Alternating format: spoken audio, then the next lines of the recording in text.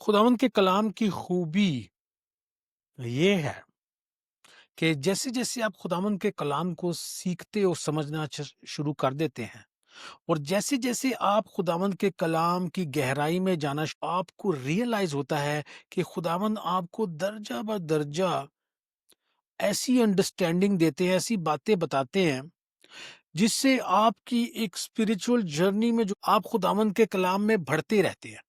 और मैं खुदावंद का नहायत शुक्रगुज़ार हूँ कि खुदावंद हमें इस जर्नी में खुदावंद ने रखा हुआ है, जिसमें हम दर्जा ब दर्जा जो है वो बढ़ते चले जा रहे हैं, खुदावंद में बढ़ते चले जा रहे हैं। और आपके साथ मैं पिछले 2 वीक से शेयर कर रहा था कि हमने अपनी ज़िंदगी के जो जायंट्स हैं उसको कैसे डिफ आज हम उसी थॉट को जो है वो आगे लेकर चलेंगे कि हमने अपनी ज़िंदगी के जायंट्स को किस तरह से कि हम सब की जिंदगियों के अंदर कहीं ना कहीं कोई ना कोई जायंट है, a giant of a problem, कोई एक ऐसी बात है जो कि हमसे बढ़ और हमें देखने में ऐसा लगता है कि ये जायंट, ये प्रॉब्लम, ये मुसीबत जो हमारी जिंदगी में आई है, ये इस हद बड़ी है कि ये सिर्फ उसका हथियार जो है और रैंड है। बनी इसराइल जो आर्मी है इसराइल की, वो डरी हुई है। और क्यों ना डरे, क्योंकि इतना और हमने ये सीखा था और आज भी यही सीख रहे हैं कि हमारा ज़रूरी ये नहीं है कि हमने डाइट हमारे सामने जो जायंट है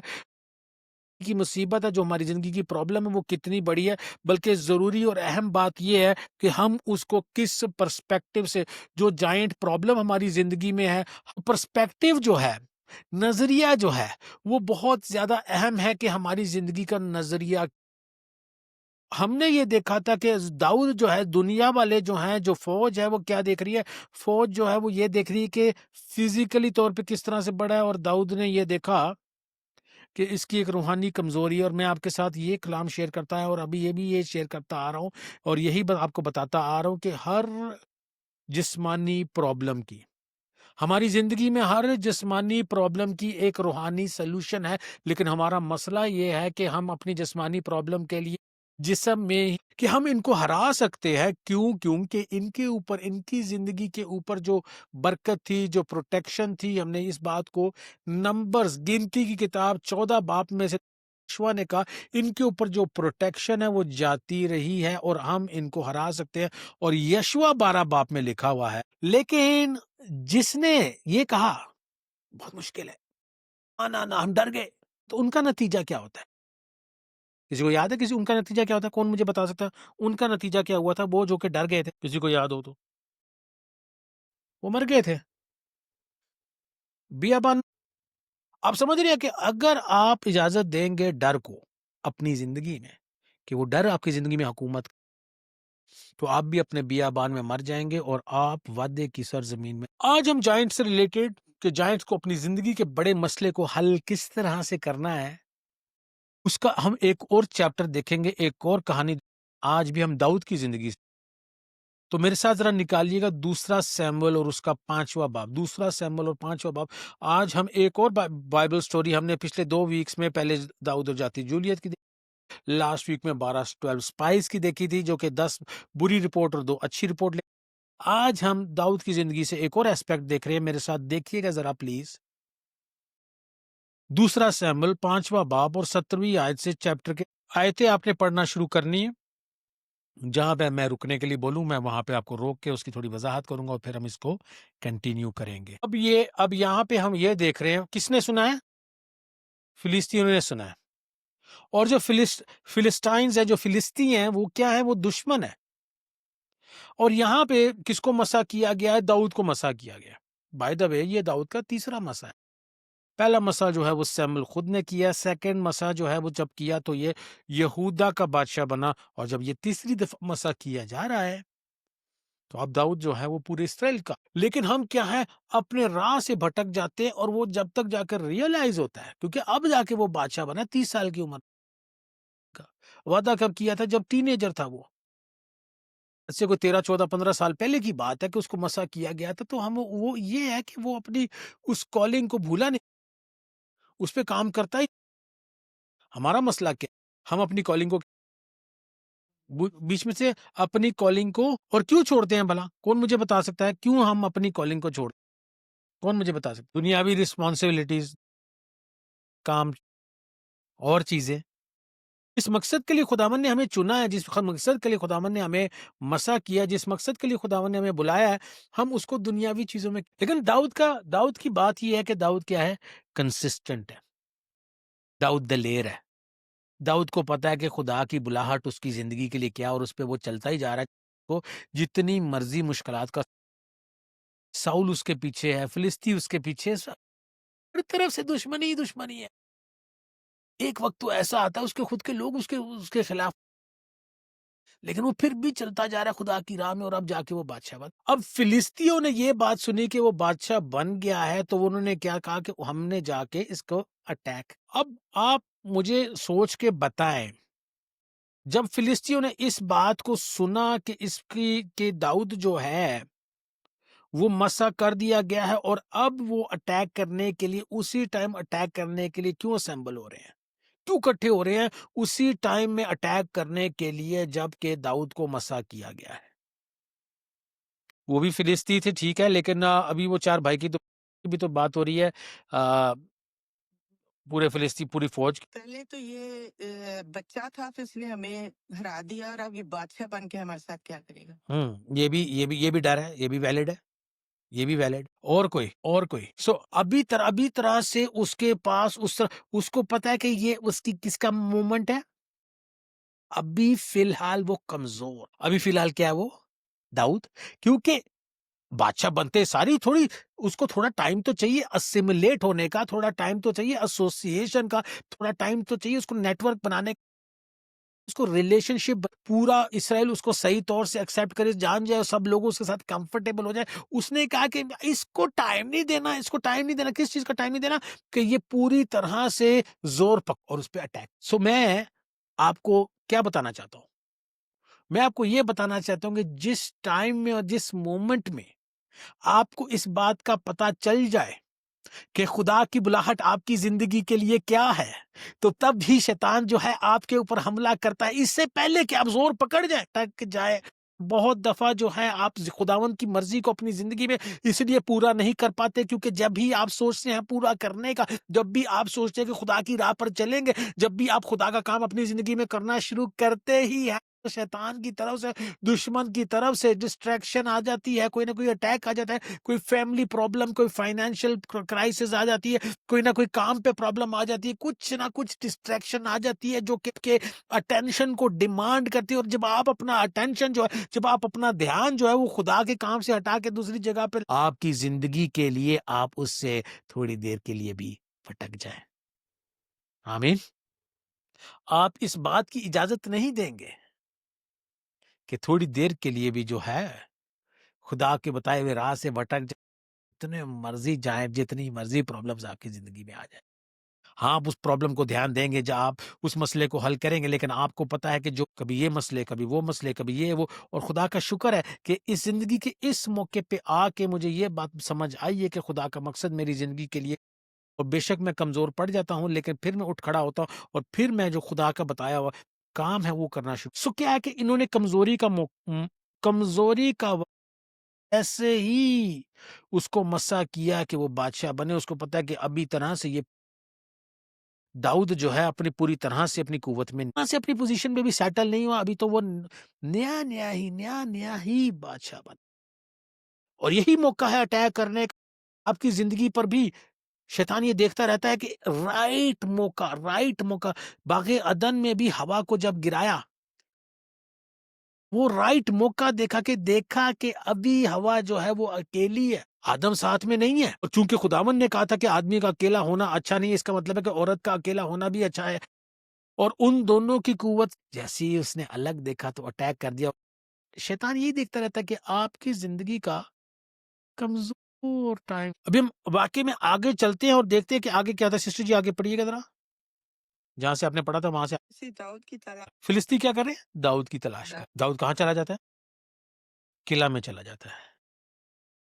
किला जो है वो छुपने की जगह, किला जो, क्योंकि दाऊद को भी पता है कि ये उसकी क्या है, कमजोरी का। यही कहानी आपको सेकंड क्रॉनिकल्स में भी मिलेगी, उसके 14वें बाप में। पे आपको पता लगता है और यहाँ से भी हिंट मिल रहा है कि फिलिस्ती जो हैं वो दाऊद को जो है वो ढूंढने में, तलाश करने में लगे हुए हैं कि कहीं से ये पकड़ा जाए। वो किले में जाके जो है वो छुप जाता है।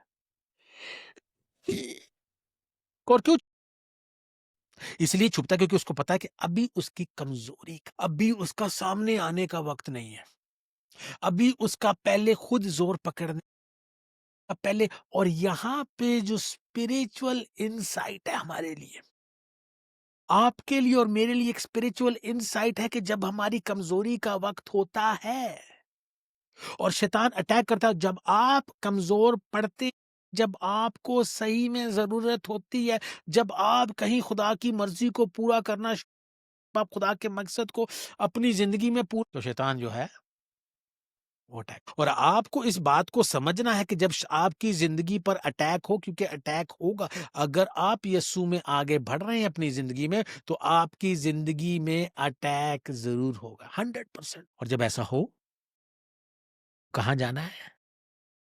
एक किले। ये बात नहीं कि वो डरता है, उसको पता है कि राइट टाइम क्या है अटैक करने का, और राइट टाइम। और जब हमने इस बात को सीख लिया और जब हमने इस बात को समझ लिया कि हर जिस्मानी प्रॉब्लम की एक रूहानी हल है, और तो वो रूहानी हल हमें कहां पर मिलेगा? दुआइए कर। लेकिन आप रियलिटी में बताएं, कोई मसला आता है तो हम कहां पर होते हैं? टेंशन ले रहे हैं, दुख में। एग्जैक्टली लेकिन उसको ये भी पता है कि हल किधर है, उसको ये भी पता है कि हल किधर है, और हल किधर है? किले में। सो हमने भी ये देखना है कि हमने, जब हमें मसले का सामना करना पड़े, तो हमने क्या ढूंढना है? हल कहां पे ढूंढना है? किले में। अब ये जो रफाइम लफ्ज है, इसका मतलब क्या है? रफाइम का मतलब है, रफाइम की वादी का मतलब है वैली ऑफ जायंट्स। क्या मतलब है? Valley of giants.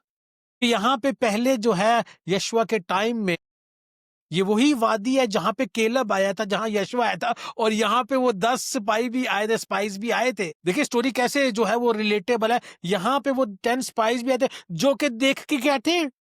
डर गए थे, और उसके साथ ही बनी इसराइल भी डर गई थी। और अब फिर से उन्होंने क्या सोचा है कि उन्होंने एक स्ट्रेटेजिक जगह जो है वहां पे गए हैं, और वहां पे वो इकट्ठे हो गए हैं, और उन्होंने अपनी फौज को स्ट्रेटेजी कैसे अब अटैक करना है, जैसे कि उसने किस पे किया था? अयूब पे किया। ये तो अयूब का ईमान था कि इतनी सारी मुश्किलात से गुजर के बच गया। लेकिन आप और मैं, जो हम कमजोर है ईमान, हम शैतान से नहीं बचते हैं, क्योंकि उसको स्ट्रेटेजिकली पता है, और उसको पता है कि दाऊद को हराने के लिए ये जो वैली है वो बेस्ट है। क्योंकि क्योंकि ना सिर्फ ये स्ट्रेटेजिकली बेटर है, और ना सिर्फ ये जियोग्राफिकली बेटर है, अटैक करने के लिए यरूशलेम पे, क्योंकि उस टाइम में यरूशलेम को कैपिटल अभी अभी बनाया, और उसका नाम रखा है सिटी ऑफ डेविड। यरूशलेम का नाम जो है निक नेम, या यरूशलेम का दूसरा नाम जो है, जब उसको तीसरी दफा मसा किया तो उसने उसका नाम रखा दाऊद का शहर। उसने कहा कि इस पे यहां से अटैक करेंगे, क्योंकि उस वादी का एक साइकोलॉजिकल इफेक्ट, जब वो ये नाम सुनते ही हैं तो उनको लगता है कि शायद जायंट्स। और वहां पे जिस तरह से इसराइल की फौज का, उनमें से किसी एक का भी, किसी एक फौजी, एक सिपाही सिपाही किसी एक वॉरियर, किसी एक जंगजू जाति जूलियत को हराना नामुमकिन था, सवाए इसके कि दाऊद ने जो है वो स्पिरिचुअल कमजोरी देखी। अब जब उसके खिलाफ जो पूरी फौज आई है, तब दाऊद हमें सिखाएगा, कि किस तरह से हमने जो है वो अपने जायंट्स का सामना कर। फौज जो है वो इकट्ठी हो गई है कहां पे? वैली ऑफ रिफाइम में, वादी रिफाइम की वादी में। यानी कि जायंट्स की बात कैसे हराए उनको? क्योंकि फौज भी उनकी ज्यादा बड़ी है, कुवत में है भी, और वो ज्यादा स्ट्रेटेजिक जगह, क्योंकि जब ये जाके लड़ेंगे, वो वादी है, जब ये जाके लड़ेंगे वहां पे ज्यादा फौज है, जब ये जैसे ही आगे बढ़ेंगे तो क्या है, वो ऊपर से तो निशाना जो है वो आराम से मार सकते। तो खुदावंद बताएंगे कि किस तरह से उन पे अटैक करना। और वो हाँ जी सिस्टर जी, अगली आयत पढ़िएगा जरा, 19वीं आयत। 19वीं आयत में लिखा है कि तब दाऊद ने खुदावन से पूछा तब दाऊद ने खुदावन से पूछा खुदावंद से, कि मैं फिलिस्तियों के मुकाबला को हाँ जी, तो यहाँ पे हम क्या देखते हैं कि जब भी हमारे खिलाफ कोई दुश्मन आता है, आग लड़ाएगा। और वो दाऊद ने स्ट्रेटेजी पे दाऊद ने खुदाउन पे, और वो क्या सोच रहा है, दाऊद ये सोच रहा है और दाऊद ये कह रहा है, को मेरे पर उसके लोग उनको ले गए। आमीन। अब जगह का नाम है बाल पराजीम। बाल पराजीम का मतलब है, तो इसका मतलब ये है कि एक बहुत बड़ा डैम बना हुआ है, और डैम का काम क्या होता है कि बहुत से पानी को इकट्ठा करना। और डैम ने जब पानी को, बहुत से पानी को इकट्ठा कर लिया, तो कोई भी जितना मर्जी, उसके अंदर इतनी कैपेसिटी होती है, डैम के अंदर इतनी कैपेसिटी होती है कि जितना भी पानी है उसको वो अपने अंदर और अगर और ज्यादा पानी आ जाए उसके अंदर तो वो उसको क्या करता है, ओवरफ्लो कर देता है। यानी कि जितना पानी वो सह नहीं सकता, जितना पानी डैम सह नहीं सकता, वो पानी जो है वो ऊपर से ओवरफ्लो कर देता है, ताकि डैम जो है वो सिर्फ उतना ही पानी जो है अपने अंदर कलेक्ट करके रखे जितना के वो उसकी बर्दाश्त का हो, या जितनी उसकी कैपेसिटी हो। ये एक बहुत रेयर बात है कि पानी ही डैम को जो है वो तोड़ दे। ये बहुत इसमें इस जिस दरिया के आगे वो डैम लगा होता है, यूजुअली वाटरफॉल उसके बाद होता है, या फिर वो एक ऊंची जगह पर, वहां पे वो इकट्ठा करता है, और जो पानी उसकी कैपेसिटी से बढ़ गई आगे बहाता रहता। लेकिन बहुत ही रेयर इंसिडेंट ऐसा होता है कि जब इतना जोर का तूफान हो, बहुत रेयर इंसिडेंट हो, इतना जोर का, और इस कुव्वत के पानी बहना शुरू कर देता है कि डैम अब पारा, और जो वो डैम टूट जाता है और पानी उसमें से ब्रेक थ्रू। और इस जगह का नाम जो बाल पराजीम है, ये दाऊद ने रखा है, क्योंकि आयत में लिखा है दाऊद ने उस जगह का नाम बाल पराजीम रखा, क्योंकि उसको वहां पे क्या मिला है, दीवार टूटी है, डैम की दीवार टूटी है, पानी वहां से निकला है, और पानी ने निकल के वहां से एक ब्रेक थ्रू किया है, और खुदावन ने दाऊद को वहां पे क्या, दाऊद ने वहां पे उसको, किसको,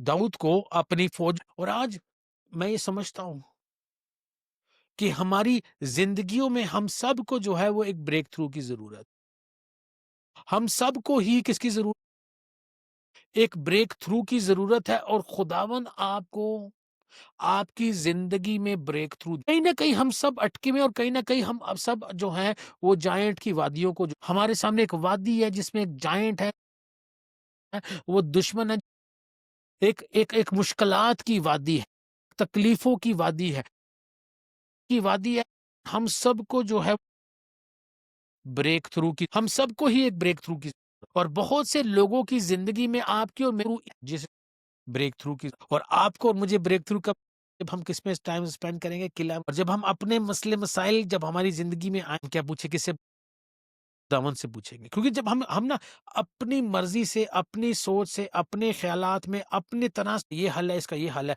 हम खुदावन से, क्या मैं इस फौज के खिलाफ, खुदावन कहते हैं जा, खुदावन कहते हैं जा, वो उसको हरा देता है और उसको ब्रेक थ्रू।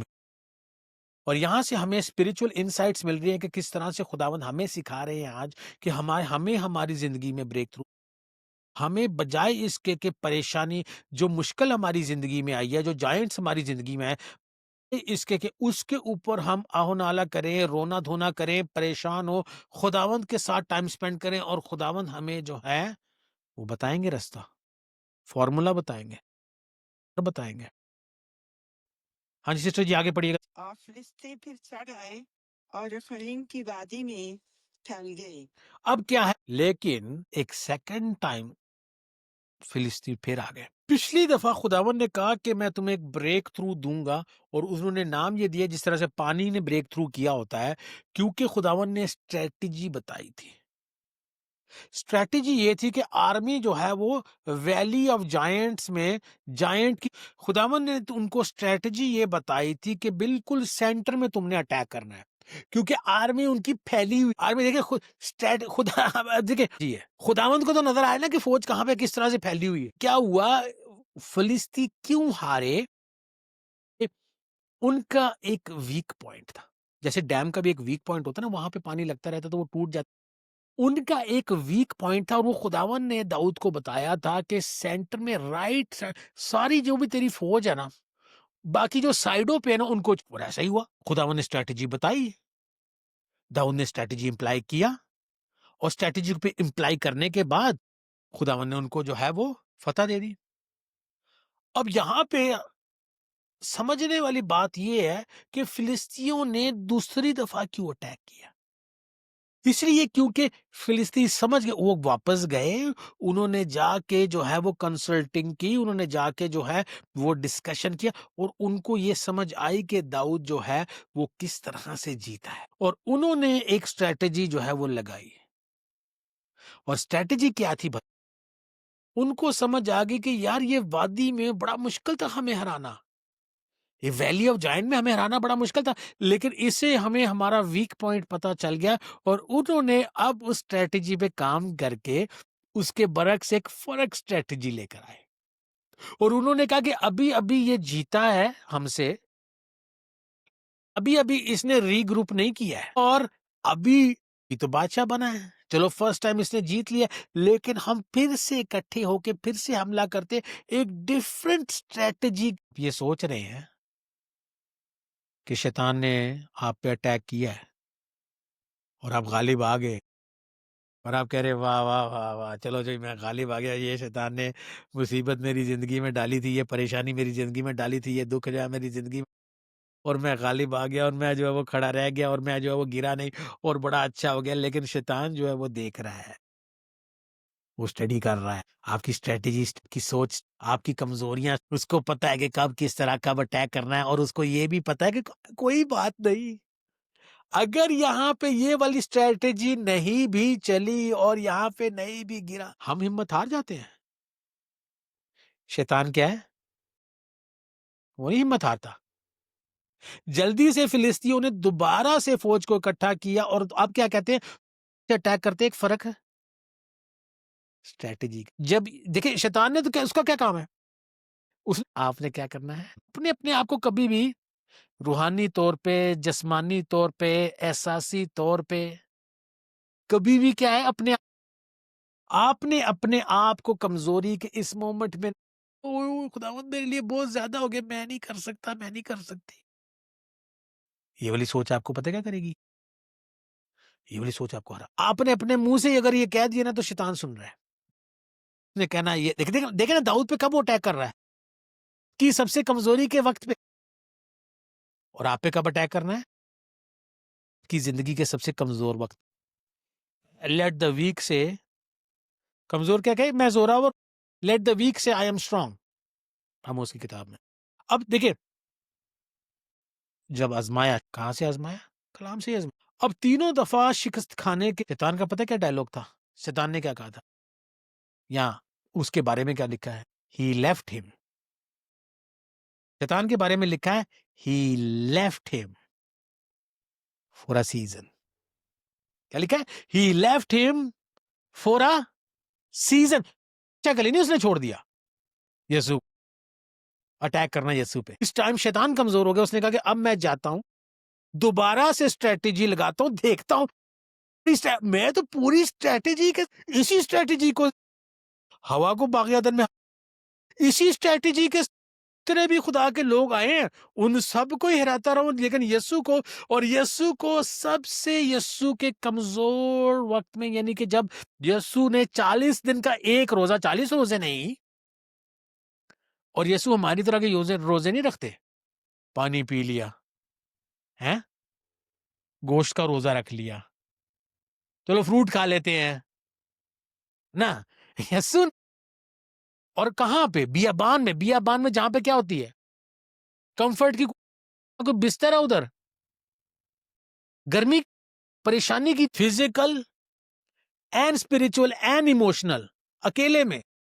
और अब उसने देखा कि सबसे कमजोर वक्त है यीशु पे हमला कर, उसने हमला किया और अब शैतान खुद परेशान है कि वो उसके ये उसने तो ऐसा स्ट्रेटेजिक और क्यों क्या लिखा है कलाम में, he left him for a season, ताकि वो जाके दोबारा से अपनी स्ट्रेटेजी लगाए। और शैतान को अगर आप वक्ती तौर पे हरा भी देते तो ये मत समझ जाइएगा कि आपकी जो जिंदगी के प्रॉब्लम्स है वो खत्म हो गए हैं और अब शैतान आपको तंग नहीं करेगा। वो बार बार आएगा और आपको हराने की कोशिश करेगा और बार बार आपने उठ खड़े, मैं नहीं कमजोर। जब भी आपका इंटरेक्शन दुनिया के साथ होता, जब भी आपका अट्रैक्शन शैतान के लोगों के साथ होता है, कोई ना कोई चीज जो है अपनी स्पिरिचुअल, आपकी जिंदगी कोई ना कोई स्पिरिचुअल चीज, और स्पिरिचुअल मैं खुदा वाली स्पिरिचुअल नहीं कह रहा, मैं बात कर रहा हूं जो डार्क साइड है, मन की साइड है, डिमोनिक चीजें हैं। बहुत सी ऐसी डिमोनिक चीजें, ऐसी शैतानी चीजें जब हम दुनिया के साथ इंटरेक्ट करते हैं, और बेशक हम सोचे कि वो शैतानी नहीं भी हैं, लेकिन जब हम एक टीवी शो ही देखते हैं, जब हम एक मूवी देखते हैं, वैसे तो हम इंडिया को बड़ा बुरा बुरा, लेकिन मूवीज हमने सारी इंडियन ही देखनी हो, माना ये है वो है।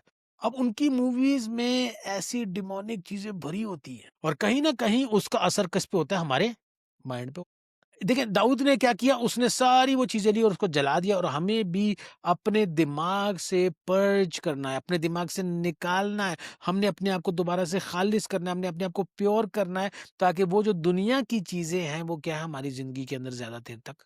अब सेकंड टाइम जो है वो आ गए। अब जो दाऊद करता है ना, यकीनन मैं जब दाऊद की जिंदगी के बारे में जितना ज्यादा सीखता हूँ, हर टाइम मैं अमेज्ड होता हूँ दाऊद से, होता हूँ। और इस चैप्टर में ये बात जब मैंने ये पढ़ी और दाऊद के बारे में, तब मुझे समझ आई क्यों ग्रेटनेस थी दाऊद की और क्या कमजोरी है मेरी खुद की जिंदगी के अंदर। जैसे जैसे आप कलाम को पढ़ते हैं और जैसे जैसे आप कलाम को समझते हैं, जैसे जैसे आप कलाम को पढ़ते हैं और जैसे जैसे आप कलाम को, तो आपको ये समझ आना शुरू हो जाती है कि कलाम जो है वो एक आईना है। किस चीज का आईना है कलाम? आपकी जिंदगी का। और अगर आप उसको रूम में पढ़ लें कलाम को एक दफा और पढ़ते चले जाएं, तो कलाम आपको ये दिखाता चला जाएगा कि जिंदगी में राह क्या है और माजी में क्या मिस्टेक्स की है। जिंदगी की राह क्या है और माजी में मिस्टेक्स क्या की है। क्योंकि जो अब नेक्स्ट स्टेप जो दाऊद ने लिया है वो वाकई मेरे लिए बड़ा रिवीलिंग था। और अगर आप उसको समझ जाएं, अगर आप उस पर आप भी कहेंगे क्या बात है, मेरी जिंदगी में भी यही कमजोरी, मैं भी यही नहीं कर पा रहा या कर पा रही थी। पहली दफा क्या होता है, हम देखते हैं फिलिस्ती आते हैं, खुदावन से दाऊद पूछता है खुदावन क्या करना चाहिए, अटैक करना चाहिए नहीं कर।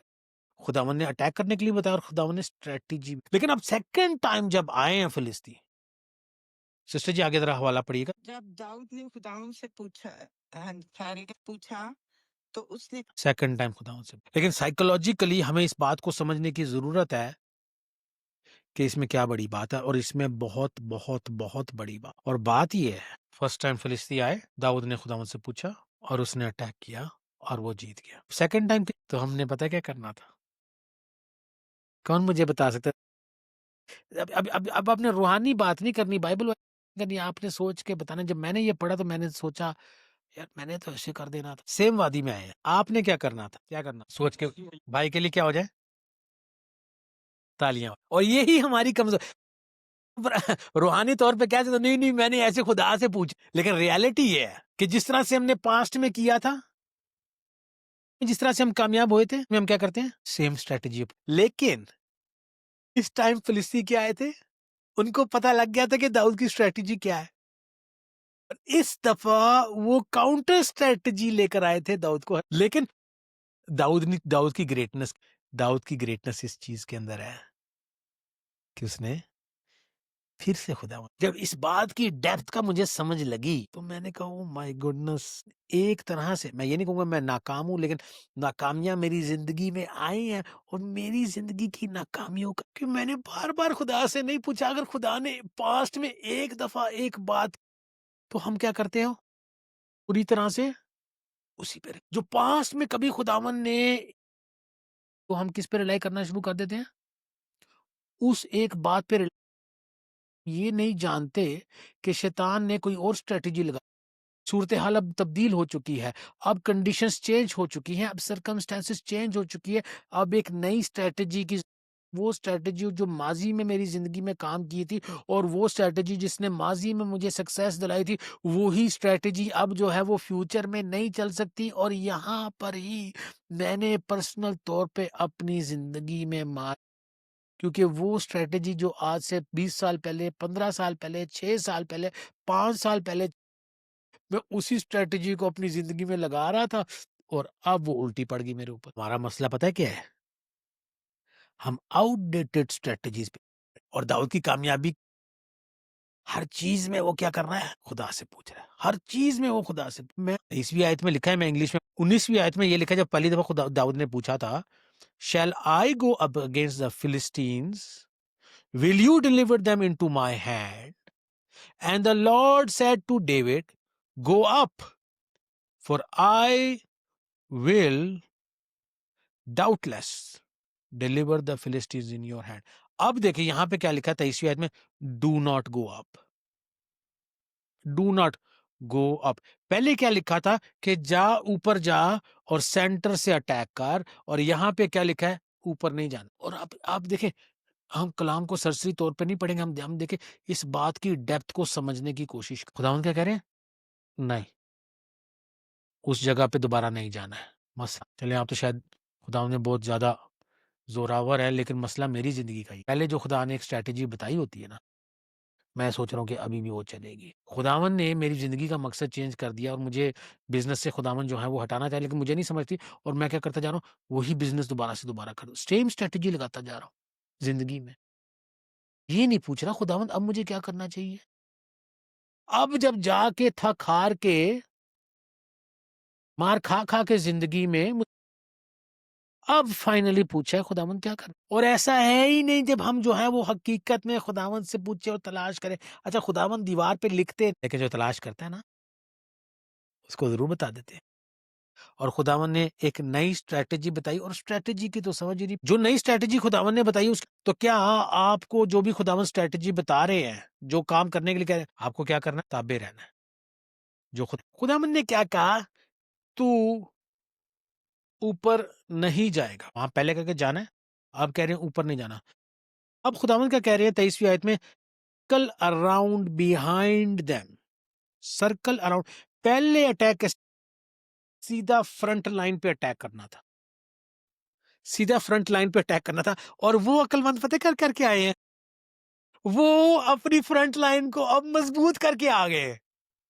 उनको पता है कि दाऊद ने दोबारा यही अटैक करना है, क्योंकि वो भी तो उसी तरह से चल रहा है ना, शैतान भी उसी तरह चल रहा है। उसने कहा कि अब जहां पे पहले कमजोर था, दुश्मन क्या कह रहा है, जहां पे मैं कमजोर था वहां पे मैं अब अपना जो जोर है, मैं अपनी जो पावर है वहां पे यूनाइट कर। खुदावन ने कहा नई स्ट्रैटेजी, गोल दायरे में, गोल दायरे में, क्योंकि खुदावन को पता है सेंटर में कुव्वत है लेकिन साइडों पे अब कमजोर है। देखिए ये तो दाऊद को ख्वाब थोड़ी आ जाना था कि यहाँ पे ये हो रहा है, ये तो खुदावन ने बताया तो उसके लिए क्लियर। अब अक्सर लोग, अगर हम फाइनेंशियल बात करें, अक्सर लोग, कीमतें बढ़ गई हैं, इन्फ्लेशन बहुत ज्यादा है, सैलरी बढ़ नहीं रही है, खर्चे बढ़ते जा रहे हैं, अखराजात बढ़ते जा रहे हैं। मेरे अजीजों, खुदावन को नहीं पता, खुदावन को नहीं पता कि ये सब जो हमारे खिलाफ जो जंग लड़ी जा रही है, जो हमारे खिलाफ, खुदावन को इनका नहीं पता। खुदावन के आपको डिफरेंट स्ट्रेटेजी नहीं, मसला ये है कि हम अपनी पुरानी स्ट्रेटेजी के साथ और ये नेगेटिव बातें अपनी जिंदगी के लिए।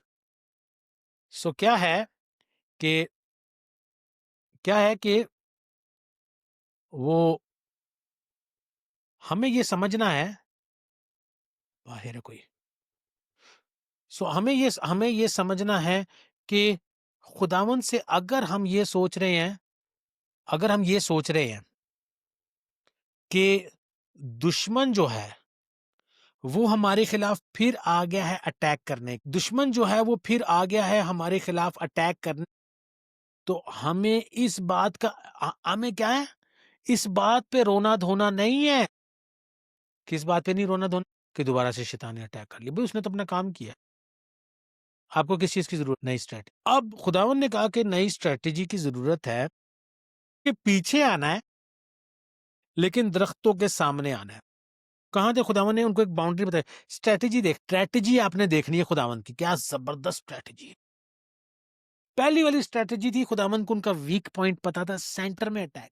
और उनको पता है कि दाऊद उन्होंने उन्होंने जायजा ले लिया दाऊद की फौज का, उन्होंने पता है कि हम इस तरह से अटैक करेंगे, इतने लोग लेकर जाएं तो उनकी फौज हमें हरा ही नहीं सकती। और इस बात का किसको पता है? खुदावन को भी पता है। तो खुदावन उसको एक फर्क स्ट्रेटेजी देकर भेजेंगे दुश्मन को हराने के लिए। और अगर अगर आप फिजिकल, तो जो दुनिया की स्ट्रेटेजीज है आपके खिलाफ, फाइनेंशियल और जो दुनिया में जो इश्यूज, अगर आप उसका सामना अपनी कुव्वत से, तो कभी नहीं जीत सकते, इम्पॉसिबल। जब तक कहां से स्ट्रेटेजी ना आए। अब खुदावन की स्ट्रेटेजी देखिएगा जरा कैसी आ रही है, ऐसी जबरदस्त। और आपको पता होना चाहिए कि जिस तरह से खुदावन यहाँ पे दाऊद के लिए लड़ रहे हैं, खुदावन आपके लिए भी लड़। हाँ जी, देखते हैं जी खुदावन की क्या स्ट्रेटेजी है। सिस्टर जी, आयत फिर से पढ़िएगा और 24वीं आयत पढ़िएगा, 23वीं और 24वीं दोबारा से पढ़िएगा। के दरख्तों की फुनकियों में तुझे फौज के चलने की आवाज सुनाई दे तो चुस्त हो जाना, क्योंकि उस वक्त खुदा तेरे आगे आगे निकल चुका होगा, 25वीं आयत भी पढ़ दें। ताकि फिलिस्तीनियों के लश्कर को मारे। और खुदावन ने उसको स्ट्रेटेजी बताई। अब स्ट्रेटेजी ये है, उनकी फौज ज्यादा जोरा, लेकिन खुदावन ने कहा कि तू अब फौज के पहले तूने सामने से और सामने से, लेकिन अब तूने ऐसे अटैक नहीं करना, अब तूने घूम के जाना है और फौज के पीछे जाना, और तब तक अटैक नहीं करना जब तक दरख्तों से आवाज ना आए। कहां से? दरख्त के पत्तों में। मैं 24वीं आयत पढ़ता हूं इंग्लिश में।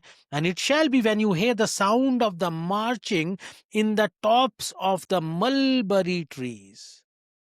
कौन सी आवाज है? अब मार्चिंग कौन करते हैं? फौज कर।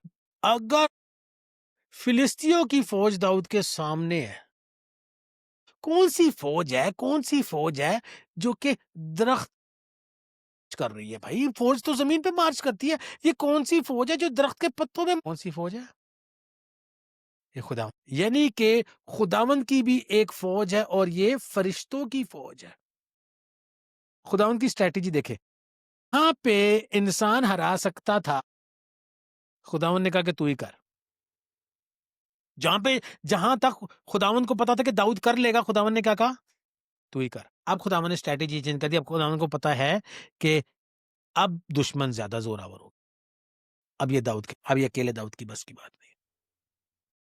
खुदावन ने कहा कि मैं अपनी फौज, और जब वहां पे पीछे से अटैक हुआ है और दरख्तों पे मार्चिंग की आवाज और क्या कहा था? तब तक अटैक नहीं करना जब तक तेरे को क्या ना आए?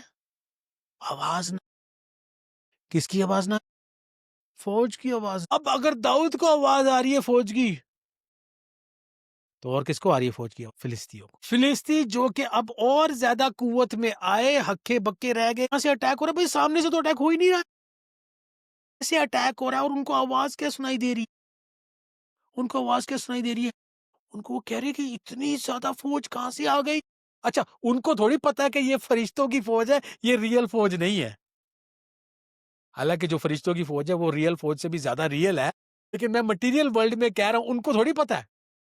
वो ये क्या सोच रहे हैं, ये दाऊद जो कि अभी अभी बादशाह की तो इतनी बड़ी फौज भी, इसने और अपने पड़ोसी फौजों को भी हमारे खिलाफ मिला लिया अपने।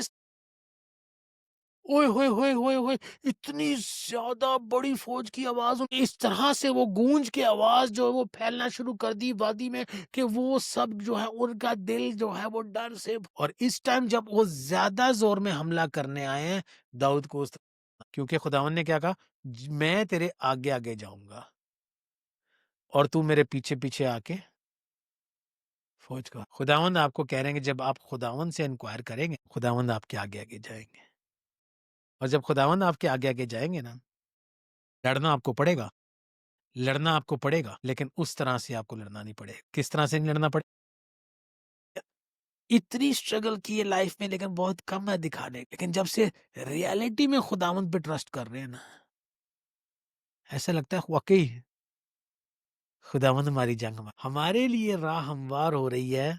पहले की निस्बत हमें काफ़ी आसानी से जो है, हमारे लिए अभी भी मुश्किलात का सामना, लेकिन वो जो पहले स्ट्रेस लेवल था, वो जो पहले परेशानियाँ थी, वो खुदावंद ने सब हटा दी है। वो सब खुदावंद ने ये रियलाइज़ करवाया, एलन तू थक गया है, तू थक गया है। और कब ये रियलाइज़ करा, जब मैंने खुद खुदावंद से कहा है, खुदावंद मेरे से नहीं हो, अपना अपना दिमाग लगा, मैं अपनी स्ट्रैटेजीज़ और ज़िंदगी में हार। मैंने कहा ठीक है, मुझे लड़ने दे तेरी जंग। और आज खुदावंद आपको दावत दे रहे हैं, अगर आप भी अपनी ज़िंदगी की जंग लड़ते हुए थक गए हैं, तो खुदावंद आज आपको ये दावत दे रहे हैं, आओ मेरे पास, बहुत से थके मत, मैं तुम्हें आराम दूँगा और मैं तुम्हारे लिए तुम्हारी ज़िंदगी की जंग लड़ूँ। हमने अपना पूरा ईमान, भरोसा और तवक्कल सिर्फ़ और सिर्फ़ खुदावंद, और जब हम अपना भरोसा, ईमान और तवक्कुल खुदावंद, तो वही हमारी जंग लड़ेंगे और वही हमें फ़तह देंगे। खुदावंद आपको इस कलाम के वसीला से बड़ी बरकत